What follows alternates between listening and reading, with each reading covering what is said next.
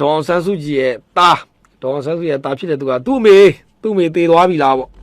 သူ့မေထောင်ထဲမှာကွယ်လွန်သွားပြီပေါ့ဗျာကွယ်လွန်သွားပြီဆိုပြီးတော့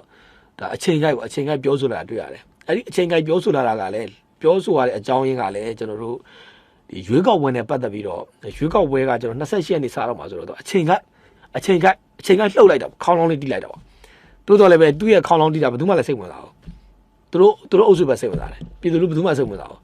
ဒေါ်ဆန်းစုကြည်ကိုမေ့နေကြတယ်ကျွန်တော်လိုက်မေ့ကြည့်ဒေါ်ဆန်းစုကြည်မေ့နေကြတယ်အားလုံးကမရှိတော့ဘူးဒေါ်ဆန်းစုကြည်ကသူတို့ရဲ့စိတ်ထဲမှာမရှိတော့ဘူး ပြည်သူတွေကတဲ့ဒေါ်ဆန်းစုကြည်ကိုမေ့သွားပြီတဲ့ဟာအခုကသူပြောသွားတယ်ပြည်သူတွေကဒေါ်ဆန်းစုကြည်ကိုမေ့သွားပြီတဲ့ကိုကျော်စိုးရဲ့ခပြားနဲ့လေဘာပြောမှမသိဘူးအဲ့တော့တလောကပဲဒေါ်ဆန်းစုကြည်ကျမ်းမာရေးလေးပါကြမကောင်းဆိုတာနဲ့ခင်ဗျာပြည်သူတွေကတခါနဲ့ခါလိုင်းပေါ်မှာအကုန်လုံးအုံကြွကြွဖြစ်ကုန်တာလေနော်ခင်ဗျားတွေ့မှာပဲဘယ်လိုလုပ်မေ့မှာလဲနော်ဘယ်လိုလုပ်မေ့မှာပဲနော်ဘာကြောင့်မမေ့လဲခင်ဗျားသိတာကျွန်တော်ခင်ဗျားမြင်တာကိုကျွန်တော်ပြောပြမယ်နော်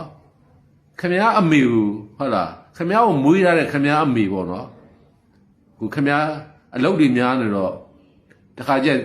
နေ့တိုင်းတတိယကျင်မှရမှာနော်တိတ်မေ့တဲ့အခါမေ့နေနော်ခင်ဗျားအမေကိုအလုပ်များနေဒါပေမဲ့ခင်ဗျားအမေကအကြောင်းတစ်ခုခုကြောင့်အကျဉ်းတောင်ထဲမှာအကျဉ်းချခံရရင်ခင်ဗျားမေအကျဉ်းတောင်ထဲရောက်သွားရင်ခင်ဗျားနေ့တိုင်းတတိယလိမ့်မယ်နော်နေ့တိုင်းတတိယလိမ့်မယ်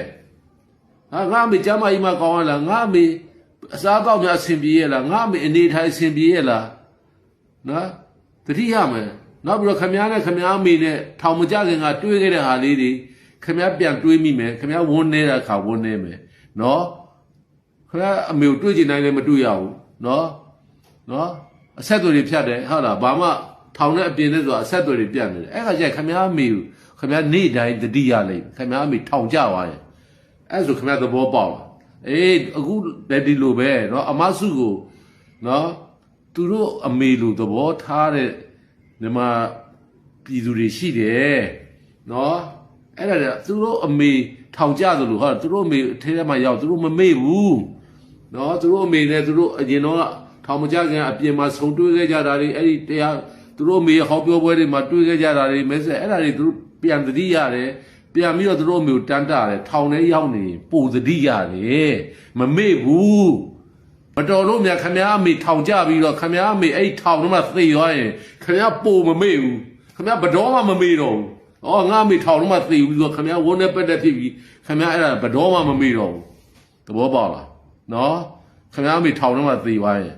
နော်အဲ့ဒါဆိုခမည်းသဘောပေါက်တော့နော်